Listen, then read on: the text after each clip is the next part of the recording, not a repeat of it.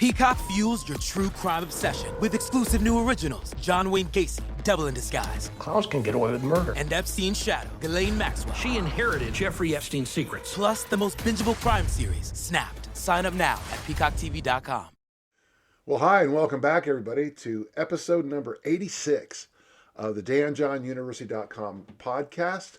Welcome back. Remember, if you want to hear all of them, you can go to Patreon and sign up with Coach Dan John, or the easiest way is just go to danjohnuniversity.com and sign up for everything we have here. Let's get started. So I got a question from Steph. I have a friend that I'm helping to train for the police entry-level fitness standards. The standards for age 20 to 29 are a 1.5 mile run in 14:50 and 300 meters in 71 seconds. When I first read this, I needed a little bit more information, and we get it in the next line.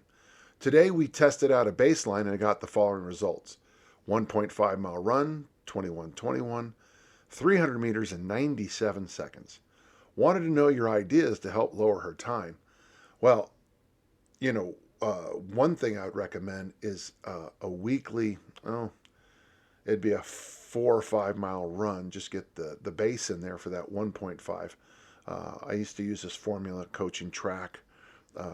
I would just multiply the event by 3, and each week make sure, so a mile, 3 miles, 400 meters, 1,200 meters.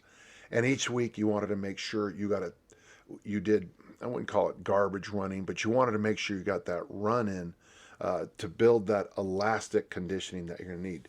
How much does it help? I don't know. That's it's a good question. It seemed to work with the kind of athlete I was working with, and the kind of athlete that your friend is probably the non-elite person who needs to do a track and field event. So at least one day a week, the long run, and try to, 4.5 miles would be enough. 5 is just a logical number. We're going to have to do a nice base of speed work to get that 71, that from 97 to 71. When we look at the times, we're both about 50% off in both. So just about anything you do daily, 4 days a week, is going to take care of a lot of it. It's not going to be hyper scientific. I would say you want the long run once a week. You do need some speed work. I would love to see you guys getting out on the track sometimes, or even something as simple as the Swedes call the fartlek, is just go out and get some running mixed with walking, mixed with sprinting. I think that's something that would help. On this 300 meters time, we're going to have to really work on the speed there. I'd like to know where we started to flounder and fail a little bit. I think that would help. For example, if the runner got to the 200 meter line in really a fast time, whatever the example would be here, in the 40s or something like that, and then just died after that. That's a pretty simple formula. I like the fact that it's 300 meters. 300 meters is a good, it's a good test of human performance. I really think you're going to be just happy. One long run a week. I would say 2 medium sprint sessions a day. When I mean medium, I don't, medium distance, I would say 200, 300, and even 400 meters. I'd love to see what the 400 meter time is with your runner. They're going to hate you though. On those days you're on the track, I would give you a limit of about 1,200 meters total. So, if you decide to do, here's a real simple workout. Do a timed 600 meter, and then do a 300 meter, and then a 200 meter and a 100 meter. And just try to time them and just see where the problems lie. If you have one of those times is just horrible, that would be the one you need to focus on a little bit. Honestly, though, anything you do right now, including just going out for a jogging team, is going to help immensely. So I hope that helps, Steph. Thanks for the question. We have a question from Muhammad. I heard, which is always an interesting phrase, that in strength training, to get optimal results, you need long rest periods of 5 to 15 minutes. I've never heard 15 minutes before. That is ridiculous. I mean, I would be bored to death. I know that Maffetone recommends that one workout called slow lifting, where you just kind of every time you walk by the barbell, you lift it. Pavel calls it grease the groove with the pull-ups, but that's really a long time. But from what I've gathered, listening to your podcast, you seem to be more of a fan by going by feel, absolutely, and not measuring or emphasizing on the rest periods, unless it's 3 sets of 8 with 1 minute rest. I wanted to know what your thoughts on the 5 to 15 minute long rest periods. It's just way too long. Between sets are, and if you generally don't talk about it, because most of us don't have the time for it. Yeah, Muhammad, there's the biggest one right there. I can just imagine my life if I did, if I'm doing 5 sets of snatches and those 5 sets take me an hour and 15 minutes. I got to live. I got a life out there. I got a dog to take care of, right? Serious? I got, lawns to mow. I got to shovel snow. I've never heard 15 minutes. Now, when you do something like grease the groove, every time you walk past the pull-up bar, you do a set of pull-ups. Maffetone's great idea of doing overhead squats, up to 8 sets a day, 1 an hour. I'm fine with that. But for the rest of us, Muhammad, man, we just don't have, I certainly could do that Maffetone thing quite easily. I'm my own home gym, and, I have all the equipment you'd ever need. But I just, it's something, I don't know. I think that's just a little bit too long. I hope that helps. Is there an advantage to longer rest periods? I've never seen any. At Olympic lifting meets, I've had to rest. Oh, man, that one meet in Minnesota, I think I had my opener. And it seemed, I'm exaggerating, but it seemed like about 20 minutes for my next lift. And that, I really had to go back in and take some warm-up lifts between my lifts, which was weird. But I don't see any advantage to it. And life doesn't work that way. I don't know anything in life that you would do something, and then sit around for 15 minutes and do it again. Certainly, I'm sure there's examples. I just don't really know of them. I hope that helped. Thank you, Mohammed. We have a question from Travis. I heard you recommend, always be careful when I say, if I'm doing something, it doesn't necessarily mean I'm recommending it. It just simply means I'm doing it. I heard you recommend ankle weights before for adding a bit of fitness to a basic walk. I purchased a pair of 5-pound weights to do just that, the same exact weight I have. And mine are this very bright lime green color, which are not attractive. There are some articles online that do not recommend ankle weights for walking due to increased risk of injury and overworking the quads. Well, it's up to you. I have no issues. I've never heard of anybody having an issue with ankle weights walking. And I just got to wonder what these people spend their time doing. So I thought I'd like to ask what you consider a reasonable program for this. So 5 days a week, Travis, I put on those ankle weights.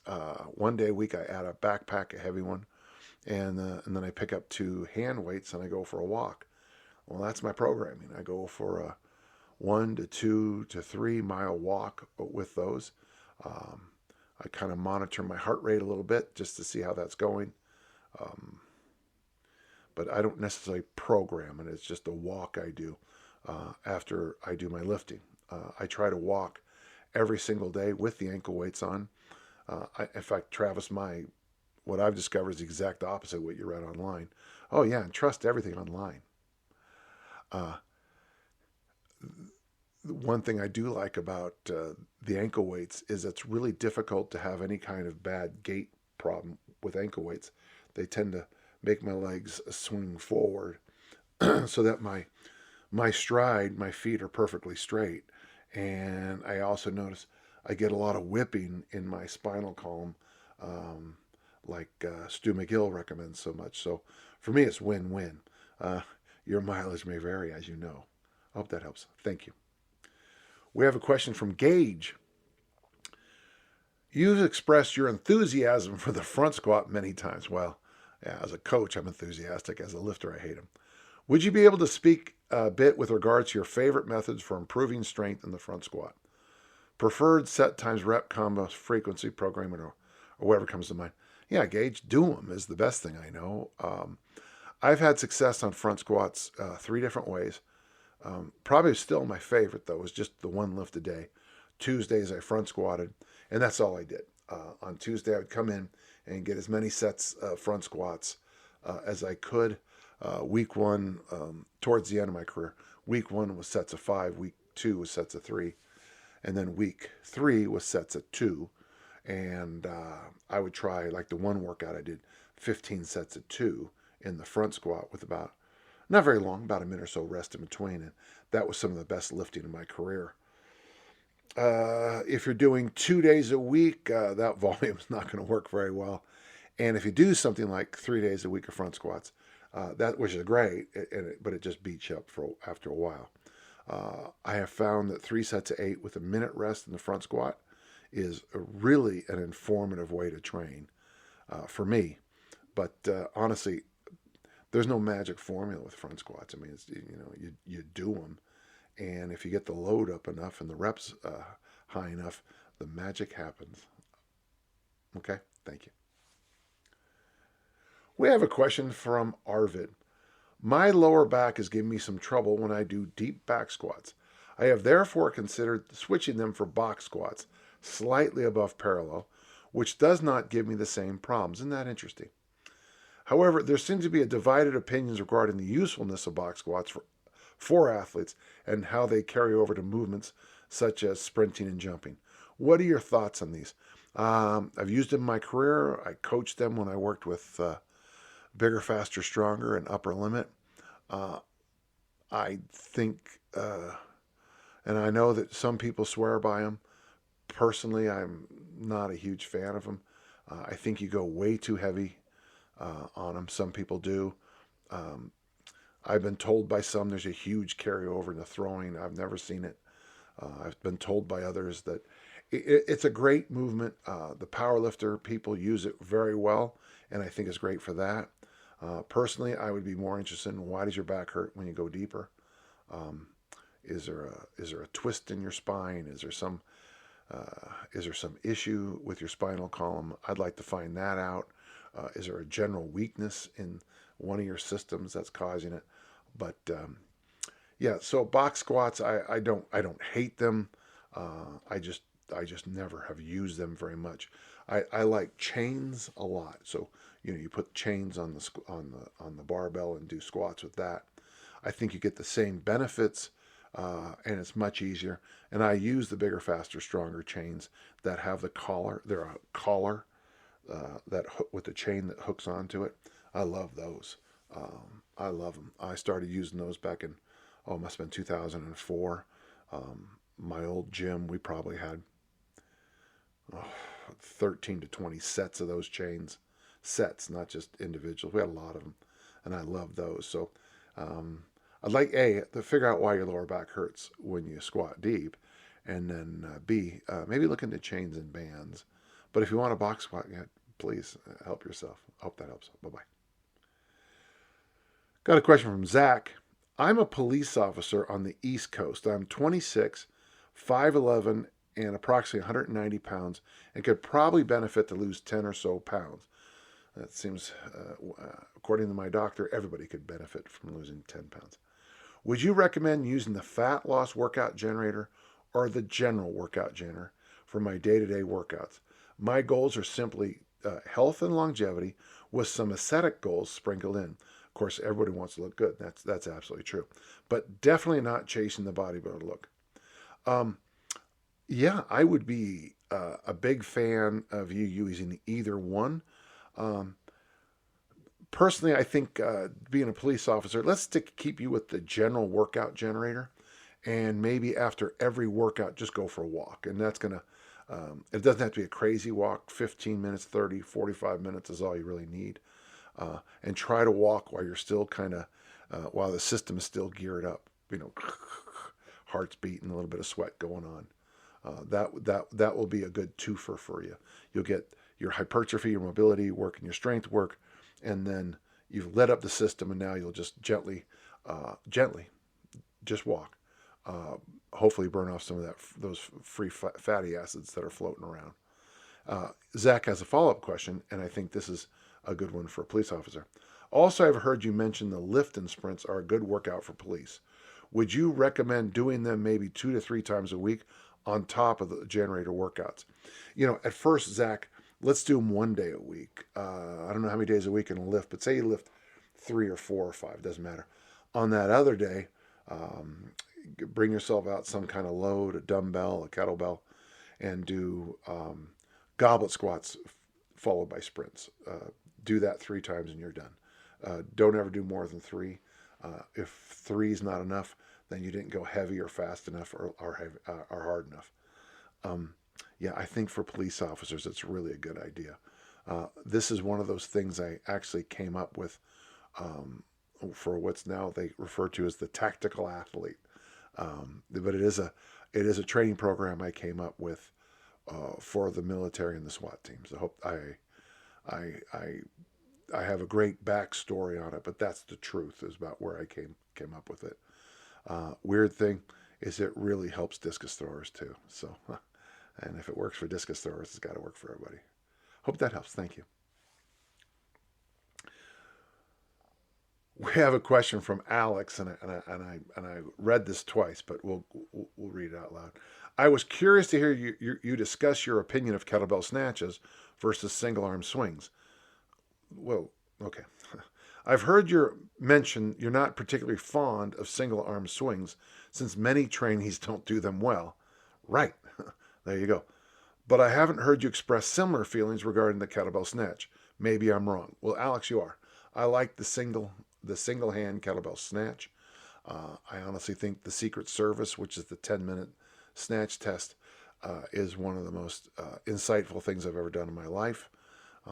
Getting 200 snatches in 10 minutes with the 24. Fortunately, I'm a big enough engine to have gotten a lot done in the first 5 minutes, because the last 5 minutes were brutal. Is this because the difference in volume or weight typically used for the 2 drills, or something more specific to the movements? It's the movements. With the single hand swing, if you lose that chin sternum zipper line, the CSZ, what I call it, and you start to twist off, or you let that zipper go one way and your chin stays another, I think that adds a lot of loading to the lower back, the spine. I got to be careful about how I say anything. And here's the thing, all you need is 1 rep gone wrong, maybe even a bad night's sleep, and you might tweak that back. And trust me, tweaking the back, getting a mild back injury, can often take a long time to undo. So that's kind of the reason I don't like them. The same problem does not happen with the snatch, because of the finish is always here, and it always gives you a moment to kind of calibrate the system, okay? Totally unrelated question, but since I'm looking to start a round of Mass Made Simple, thought I'd ask. I remember you and Pat Flynn discussed potential benefits for 1 to 2 higher calories days, weeks when chasing fat loss. Yeah, that is a common thing. I know that a lot of people who follow what is the one diet called? The Tim Ferriss one, where you eat beans at every meal. He has that cheat day. A lot of cyclical ketogenic dieting. The original 5 0 carb, 2 carb up days. Then later, like Lyle said, some people need a Wednesday night carb up. That certainly helps a lot of people. It helps you reset. Seems to be more like the way nature would work too. Do you see any analogous benefits to lower calorie days during a hypertrophy period, possibly to potentiate gains on days with more food, harder training? Well, that's actually kind of an interesting idea, Alex. So Alex is wondering if you did a light day, food-wise, on a mass building program, would it help? I think it would probably help your health a lot. But here's what I look at, Alex. I'm asking you to take 6 weeks out of your life and gain mass. The best way to go into a mass building program is to come in leaner. I think like the fast mimicking diet is a great thing to do before Mass Made Simple. I think any kind of fasting is a good idea. I think leaning out as much as you can before a mass period is a great idea. So I guess what I'm saying is you want to do those days before you start the mass building, dedicate those 6 weeks to mass building, and then come back and deal with your health later. Your question is really interesting. I don't have any experience with it, and I wouldn't want to lie to you. I hope that helps. We have a question from Christoph. Starting training with weights, mostly kettlebells, I've noticed that I cannot perform the basic movements correctly. Swing, deep goblet squat, kettlebell deadlift, as my back keeps rounding very soon. I think this is an issue coming from my hamstrings, which are very short due to a lot of sitting at my job, combined with a lot of running and extensive bike rides in my triathlon training. Yeah, I don't usually want to comment on something like that, but between the desk, the bike, and that joggy kind of stuff you guys do as triathlons, as triathletes, yeah, I could see things kind of locking up. And then just pretend you're in the position of the bike, and you'll notice between the desk and the bike, you're spending a lot of time in that comma position. I have no chance coming anywhere near my toes when bending over. Wow, okay. Right now, I am elevating the kettlebells on the start of the swing and go only as deep as possible without rounding in on the goblet squat, filming myself while doing so. As one can discover and can confuse by a nearly infinite number of stretching, mobility, contract, relax, and other advice about stretching or getting more flexible on the internet, what are your thoughts and preferred exercises to overcome this? Well, so let's just break it down. Okay, could it be immobile ankles? Because if it's immobile ankles, you can put your heels up on 2x4s, or you can put your heels up on 10-pound plates or something like that. That would help if it's ankle mobility. If it's basic hip mobility, well, that's what the goblet squat is designed to do. I notice you're not going to the bottom. Even if you're rounded, I don't mind you going to the bottom, because when you get to the bottom, I want you to push your knees out with your elbows. Okay?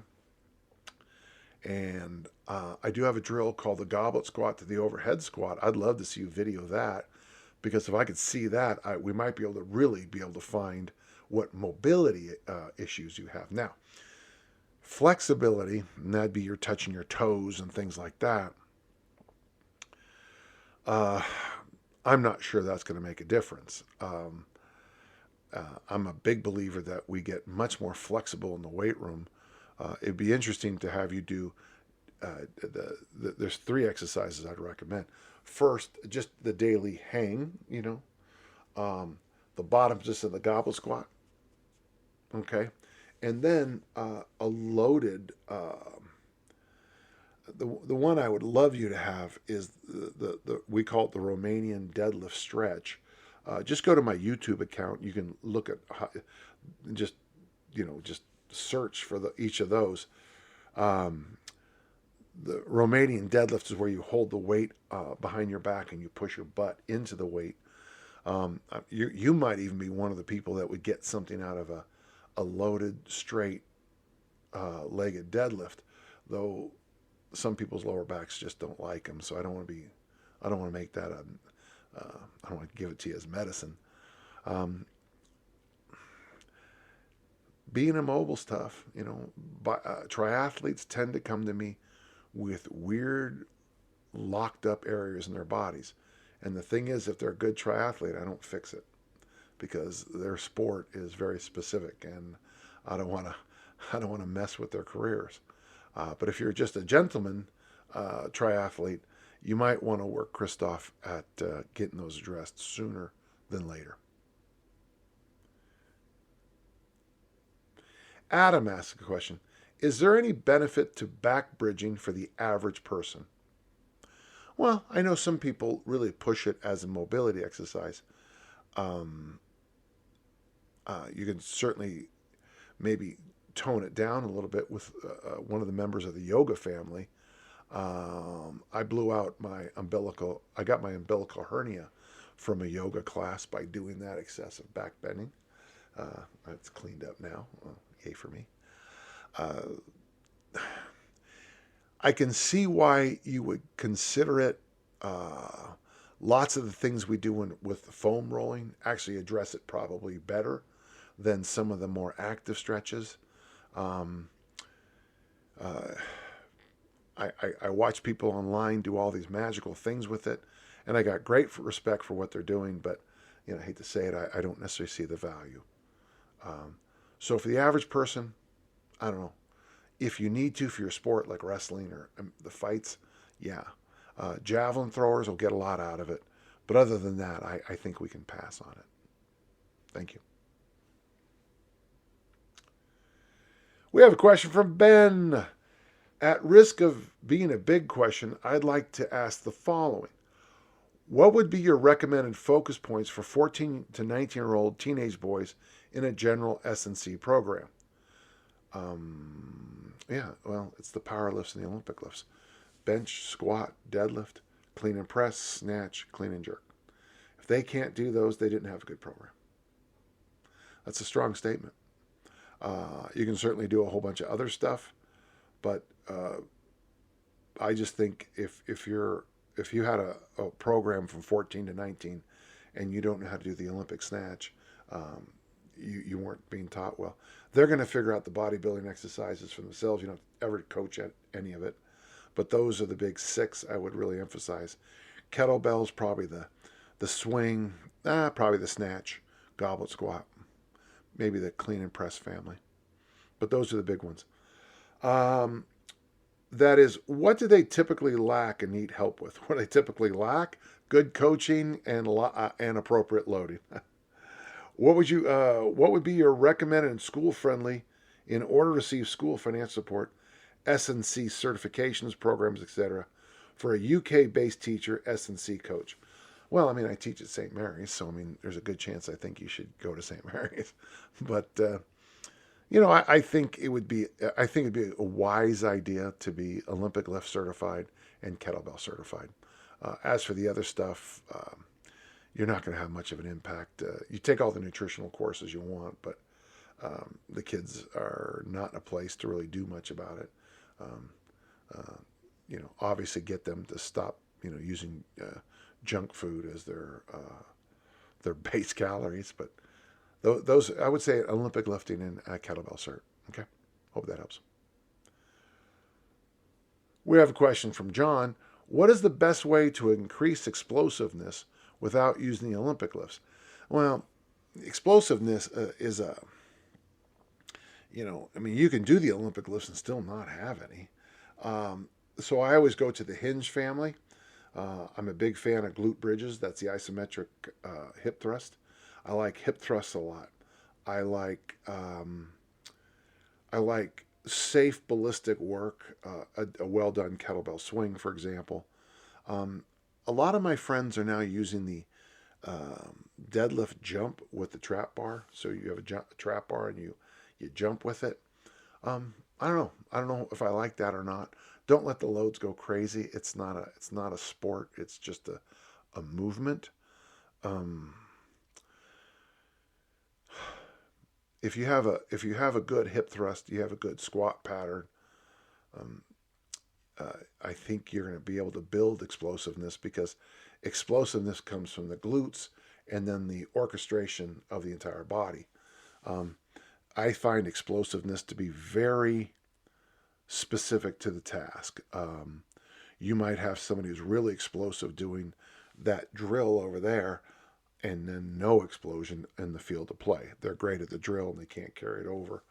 And that's why I think you need, it's got to carry over to the field of play. So, if you're doing a whole bunch of jump drills for your basketball players, but they can't touch the net, then something's going wrong there. I hope that helps. I know that wasn't my best answer, but I'm a big fan of making sure that the hip thrust pattern, the basic hinge pattern, and the basic squat pattern are locked down before you worry about trying to add any explosion to it. We have a question from Steve. I'm 59, 6'1", and 168 pounds, and an avid tennis player. I play singles at a relatively high level 3 times a week for 90 to 120 minutes each session. Tennis is important to me for fun, fitness, and mental health. My question is, I've struggled to compose an effective strength routine that doesn't leave me slow and tight on the court. I've been doing a 30-minute workout of compound movements using a continuous loop band 2 to 3 times a week, along with some planks and loaded carries mixed in. I like this. It works and is something I'm able to stick with because of the convenience and simplicity. But I know I'm not creating any real hypertrophy, more just slowing the rate of decline in muscle mass and functional strength. And if you don't mind me commenting again, Steve, at 59, yeah, you're fighting against that. That's just nature. Should I keep with what I'm doing, or should I switch to 1 day a week of heavy training with kettlebells and dumbbells? See, you got yourself into either or thinking. Best thing I can recommend to you, Steve, is sign up at Dan John University and just do the workout generator. Let's do this. Try 2 days a week on the workout generator at first. Whatever equipment you have, fill it in. I'd like to see you doing goblet squats. I'd like to see you doing hinges. I love the fact that you're doing loaded carries, but you need to use load. And when you say continuous loop band, that's not going to be enough load for you at your body weight. I mean, you'll get some workout. There's no question. And the loops are wonderful. They're wonderful to toss into any training program. I have a bunch of them. I think they're wonderful. But you also need to start training with progressive resistance. Okay. Dan John University, start off 2 days a week. Try that for 2 weeks. Just get a gauge on how you feel. And then I would suggest probably sliding up to 3 when you're not playing tennis very much. If that ever comes up during your year, slide up to 4 or 5 times a week. The workouts, so you'd have 3 hard, maybe 2 easy. Okay. It does make me happy to see how much work you're already doing. 6 hours of tennis a week, plus that hour and a half on top of that. That's a lot of work, Steve. So good for you, but I do appreciate your wisdom, understanding that things are about to change. Okay, well, there you go. Remember, if you have questions for the podcast, email them to me at podcast@danjohnuniversity.com. I'll do my best to answer each one every time. And remember, if you want to get everything, danjohnuniversity.com, or go to Patreon and just find Coach Dan John. Thank you, and we'll see you soon.